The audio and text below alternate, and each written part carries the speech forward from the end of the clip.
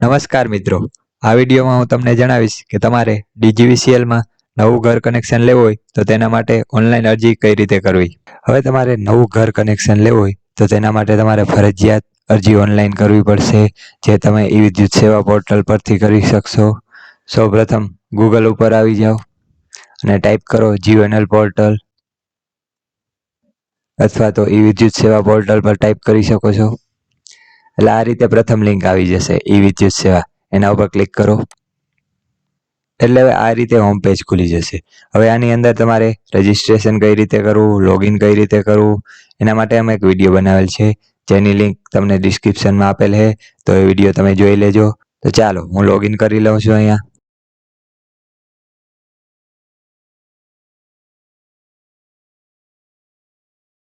તો હવે લોગિન કર્યા બાદ આ રીતે સ્ક્રીન આવશે, જેમાં તમે ઘણી બધી સુવિધાઓનો લાભ ઓનલાઈન લઈ શકશો.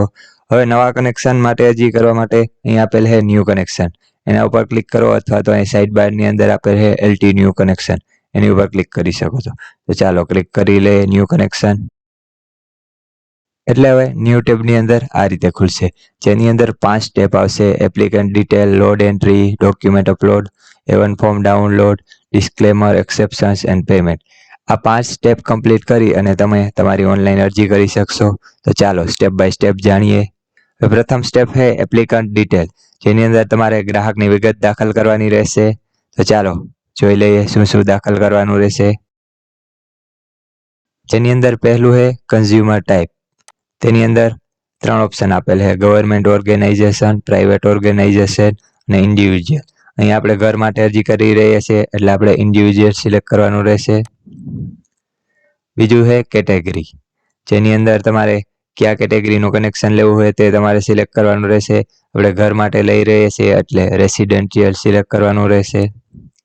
પછી આવશે ટાઇટલ, જેની અંદર જે પણ તમારે લાગુ પડતું હોય તે તમારે સિલેક્ટ કરવાનું રહેશે: મિસ, મિસ્ટર, મિસિસ વગેરેમાંથી કોઈ પણ એક.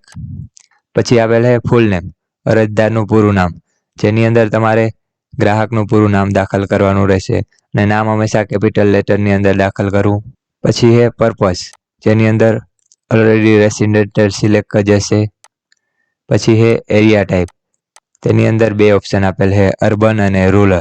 જો આપણે સિટીમાં કનેક્શન લેતા હોય તો અર્બન સિલેક્ટ કરવાનું રહેશે, અને જો તમે ગામડાની અંદર કનેક્શન લેતા હોય તો રૂરલ સિલેક્ટ કરવાનું રહેશે.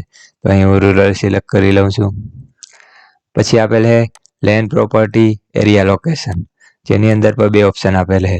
પેલું છે ગામ તળ નોન એજી, એટલે કે જો આપણે ગામ અથવા સિટીની અંદર જ કનેક્શન લેતા હોય તો પેલું ઓપ્શન સિલેક્ટ કરવાનું રહેશે. બીજું ઓપ્શન છે આઉટસાઇડ ગામતળ, એટલે કે ગામની બહાર અથવા સિટીની બહાર આપણે વાડીએ જો ઘરનું કનેક્શન લેવું હોય તો તેના માટે આઉટસાઇડ ગામતળ સિલેક્ટ કરવાનું રહેશે. તો અહીં હું ગામતળ નોન એજી સિલેક્ટ કરી લઉં છું. પછી છે લોકેશન ડિટેલ, એટલે કે નિયરેસ્ટ ડિટેલ, એટલે કે તમારા બાજુવાળાના ગ્રાહક નંબર અહીં દાખલ કરવાના રહેશે, જેની ઉપરથી તમારી સબ ડિવિઝન ઓફિસ નક્કી થશે કે તમારું કનેક્શન કયા ઓફિસની અંદર આવે છે. તો તમારા બાજુવાળાના 11 આંકડાના ગ્રાહક નંબર તમારે અહીં દાખલ કરવાના રહેશે. પછી આપેલ છે કનેક્શન એડ્રેસ, જેની અંદર તમારે તમારું એડ્રેસ દાખલ કરવાનું રહેશે, જેમ કે એડ્રેસ લાઇન 1, એડ્રેસ લાઇન 2 ની અંદર તમારું એડ્રેસ દાખલ કરવાનું રહેશે. પછી સ્ટેટ, તમારું રાજ્ય. પછી ડિસ્ટ્રિક્ટ, એટલે કે તમારો જિલ્લો સિલેક્ટ કરવાનો રહેશે. પછી અહીંયા આપેલ છે તમારો તાલુકો સિલેક્ટ કરવાનો રહેશે. પછી સિટી અથવા વિલેજ, એટલે કે તમારું ગામનું નામ અથવા તમારા શહેરનું નામ અહીં સિલેક્ટ કરવાનું રહેશે. પછી તમારો પિનકોડ અહીં દાખલ કરવાનો રહેશે. પછી એ કોન્ટેક્ટ ટાઈપ, જેની અંદર તમારે તમારો મોબાઈલ નંબર સિલેક્ટ કરવાનો રહેશે અને અહીં તમારો 10 આંકડાનો મોબાઈલ નંબર દાખલ કરવાનો રહેશે, જેની અંદર નેક્સ્ટ સ્ટેપની અંદર ઓટીપી આવશે, એટલે મોબાઈલ નંબર તમે ગ્રાહકનો હોય તે જ દાખલ કરવો. અને પછી અહીં છે ઈમેલ એડ્રેસ, તમારે ઈમેલ એડ્રેસ હોય તો તમે ઈમેલ એડ્રેસ પણ અહીં દાખલ કરી શકો છો, અથવા ઈમેલ એડ્રેસ ના હોય તો પણ ચાલશે. પછી આપેલ છે કનેક્શન લેટિટ્યુડ અને લોંગિટ્યુડ ડિટેલ, જેની અંદર તમારે તમારા ઘરનું લોકેશન ફાઇન્ડ કરી મેપની અંદર અને તમારા લેંગિટ્યુડ અને લોટિટ્યુડ અહીં દાખલ કરવાના રહેશે. તે તમે દાખલ કરી શકો છો, અથવા નહીં દાખલ કરો તો પણ ચાલશે. તો ચાલો હું મારી બધી ડિટેલ ભરી લઉં છું ફાસ્ટ ફોરવર્ડની અંદર.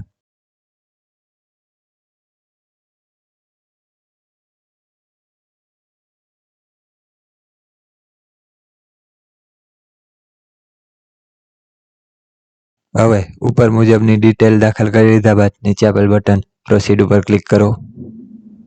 એટલે હવે આ રીતે બીજું સ્ટેપ આવી જશે લોડ એન્ટ્રી, જેની અંદર તમારે તમારા લોડની એન્ટ્રી કરવાની રહેશે. સૌપ્રથમ આપેલ છે ઓટીપી વેરિફિકેશન. આની અંદર તમે જે પણ ઈમેલ એડ્રેસ અને જે પણ મોબાઈલ નંબર દાખલ કરેલ હશે તેની અંદર ઓટીપી આવશે. તે તમારે ઓટીપી દાખલ કરી અને સબમિટ ઓટીપી ઉપર ક્લિક કરવાનું રહેશે. ચાલો મોબાઈલ નંબરની અંદર જોઈ લે ઓટીપી આવેલ છે. ઓટીપી દાખલ કરી લીધા બાદ નીચે આપેલ બટન સબમિટ ઓટીપી ઉપર ક્લિક કરો. એટલે આ રીતે તમારો ઓટીપી સબમિટ થઈ જશે. તે પછી તમારે જેટલા લોડનું કનેક્શન લેવું છે તે તમારે લોડની વિગત દાખલ કરવાની રહેશે. જેમાંથી નીચે આપેલ છે ડ્રોપ ડાઉન, તેની અંદર આવી જાઓ અને સિલેક્ટ કરી લ્યો અધર 1.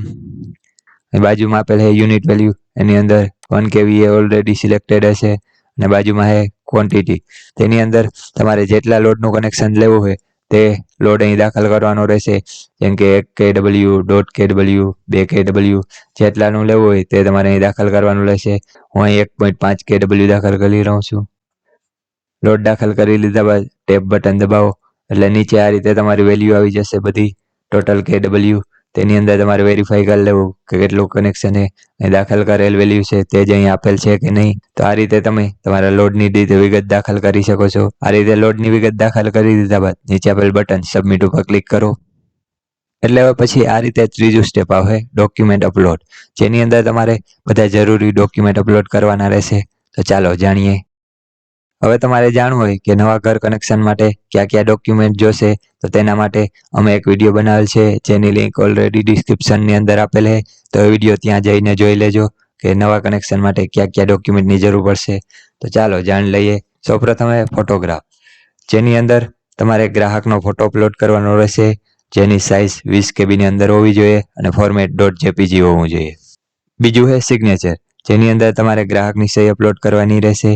જેમાં તમે કોરા કાગળની અંદર ગ્રાહકની સહી કરી અને તેનો ફોટો પાડી તે અહીં ફોટો અપલોડ કરવાનો રહેશે, જેની સાઇઝ 20 KB હોવી જોઈએ અને ફોર્મેટ .jpg હોવું જોઈએ. પછી ત્રીજું છે આઈડેન્ટિટી પ્રૂફ, જેની અંદર તમારે ગ્રાહકનો ફોટો આઈડી કાર્ડ અપલોડ કરવાનું રહેશે.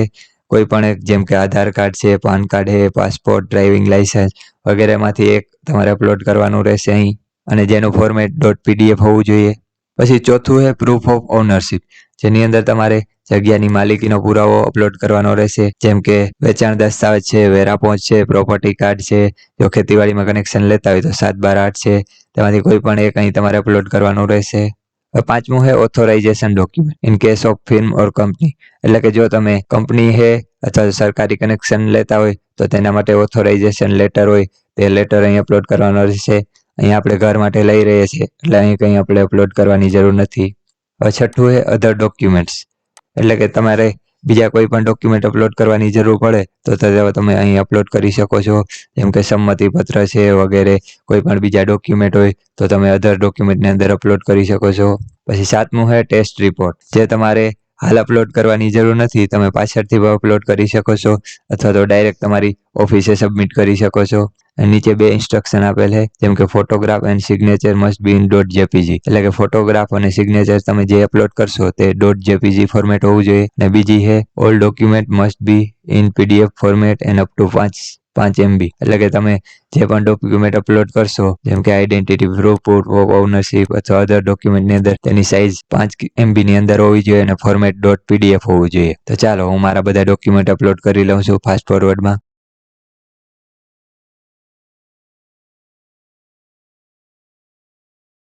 તો આ રીતે બધા ડોક્યુમેન્ટ અપલોડ કરી લીધા બાદ નીચે આપેલ બટન સબમિટ ઉપર ક્લિક કરો. પછી આ રીતે ચોથું સ્ટેપ આવશે A1 ફોર્મ ડાઉનલોડ, જેની અંદર અહીં નીચે તમારો એપ્લિકેશન નંબર આપેલ હશે, જે તમે નોંધી લેજો, જે તમને આગળ પેમેન્ટ કરવા ટાઈમે જરૂર પડશે.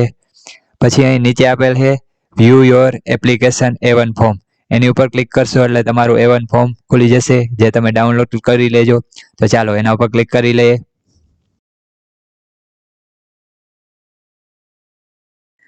એટલે આ રીતે નવા ટેબની અંદર તમારું A1 ફોર્મ ખુલી જશે, જે તમે અહીં ઉપર આપેલ બટન ડાઉનલોડ ઉપર ક્લિક કરી અને તમે ડાઉનલોડ કરી શકશો. તો ચાલો ક્લિક કરી લઈએ ડાઉનલોડ બટન ઉપર. એટલે આ રીતે તમારે પાસે લોકેશન માંગશે કે ક્યાં તમારે A1 ફોર્મ સેવ કરવું છે.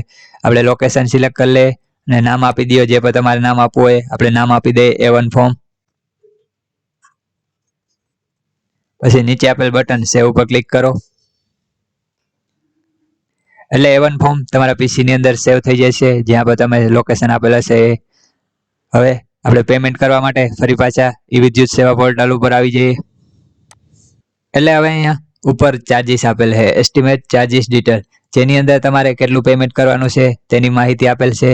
જેમ કે રજિસ્ટ્રેશન ચાર્જીસ છે 40 રૂપિયા, ટેસ્ટ રિપોર્ટ ચાર્જીસ 20 રૂપિયા, ફિક્સ ચાર્જીસ 3500 રૂપિયા, સિક્યુરિટી ડિપોઝિટ 1019 રૂપિયા અને ટોટલ છે 4579 રૂપિયા. તો આ તમારે પેમેન્ટ કરવાનું રહેશે ઓનલાઈન. જે બાજુમાં લિંક આપેલ છે પે નાવ, એના ઉપર ક્લિક કરી અને તમે તમારું પેમેન્ટ કરી શકશો. તો ચાલો પેમેન્ટ કરવા માટે આપણે ક્લિક કરી લઈએ પે નાવ બટન ઉપર.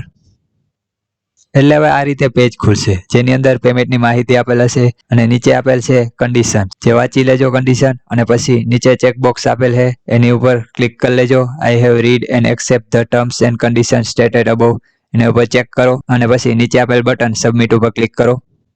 એટલે હવે નવા ટેબમાં આ રીતે પેજ ખુલી જશે, જેની અંદર તમારે તમારો એપ્લિકેશન નંબર દાખલ કરવાનો રહેશે, જે મેં તમને આગળ નોંધવા માટે કીધેલ હતું, અથવા તો તમે જે ડાઉનલોડ કરેલ છે A1 ફોર્મ તેની અંદર પણ આપેલ હશે. તો આપણે જોઈ લઈએ. અહીં આ રીતે A1 ફોર્મની અંદર અહીં તમારો એપ્લિકેશન નંબર આપેલ હશે, તે એપ્લિકેશન નંબર તમારે અહીં દાખલ કરવાનો રહેશે. તો ચાલો આપણે એપ્લિકેશન નંબર દાખલ કરી લઈએ. અહીંયા એપ્લિકેશન નંબર દાખલ કરી લીધા બાદ નીચે આપેલ છે કેપ્ચા કોડ, એ કેપ્ચા કોડ દાખલ કરો. કેપ્ચા કોડ દાખલ કરી લીધા બાદ નીચે આપેલ બટન સર્ચ ઉપર ક્લિક કરો. એટલે હવે નીચે આ રીતે ગ્રાહકની માહિતી ખુલી જશે, જેમ કે ગ્રાહકનું નામ, તમારો એપ્લિકેશન નંબર, તમારે કેટલું પેમેન્ટ કરવાનું છે તે બધી ડિટેલ અહીં ખુલી જશે. હવે પેમેન્ટ કરવા માટે નીચે આપેલ બટન પે નાવ ઉપર ક્લિક કરો. એટલે હવે આ રીતે ડાયલોગ ખુલી જશે, please do not refresh or go back to previous page. તેના ઉપર ઓકે ઉપર ક્લિક કરો. એટલે હવે આ રીતે ડિસ્ક્લેમર પેજ આવી જશે, જેની અંદર નીચે કન્ટિન્યુ બટન છે, તેના ઉપર ક્લિક કરો. એટલે હવે આ રીતે ડાયલોગ ખુલી જશે, જેમાંથી તમે અલગ અલગ પેમેન્ટ મેથડ વડે તમારું પેમેન્ટ કરી શકશો. જેમ કે credit card, debit card, net banking, UPI, wallets અને QR વડે તમે પેમેન્ટ કરી શકો છો. અહીંયા પર કોઈ પણ એક પેમેન્ટ મેથડ વડે તમે તમારું પેમેન્ટ કરી શકો છો. તો હું મારું પેમેન્ટ QR કોડ વડે કરી લઉં છું. તો અહીં આપેલ છે QR, એના ઉપર ક્લિક કરો. એટલે આ રીતે પેજ આવશે, જેની અંદર અહીં સિલેક્ટ યોર QR, એની અંદર ભીમ UPI ઉપર સિલેક્ટ કરો અને પછી નીચે આપેલ બટન મેક પેમેન્ટ ઉપર ક્લિક કરો. એટલે હવે આ રીતે QR કોડ આવી જશે, જેને તમે તમારા મોબાઈલની અંદરથી કોઈ પણ પેમેન્ટ એપ વડે સ્કેન કરી અને પેમેન્ટ કરી શકો છો. જેમ કે ગૂગલ પે, ફોન પે વગેરે કોઈ પણ એપમાંથી તમે પેમેન્ટ કરી શકશો. તો ચાલો હું મારું પેમેન્ટ કરી લઉં છું. તો મેં પેમેન્ટ કરી દીધું છે ગૂગલ પે થી. પેમેન્ટ સક્સેસફુલ થયા બાદ આ રીતે કંઈક લોડિંગ થશે અને હવે તમારી રિસિપ્ટ આવી જશે. એટલે આ રીતે તમારી પેમેન્ટની રિસિપ્ટ આવી જશે. અને હવે રિસિપ્ટની પ્રિન્ટ કાઢવા માટે બટન આપેલ પ્રિન્ટ રિસિપ્ટ, એના ઉપર ક્લિક કરો. એટલે આ રીતે સ્ક્રીન આવી જશે, જ્યાં ડેસ્ટિનેશન આપેલ ત્યાં નીચે સેવ એઝ PDF ઉપર ક્લિક કરો અને નીચે આપેલ બટન સેવ ઉપર ક્લિક કરો.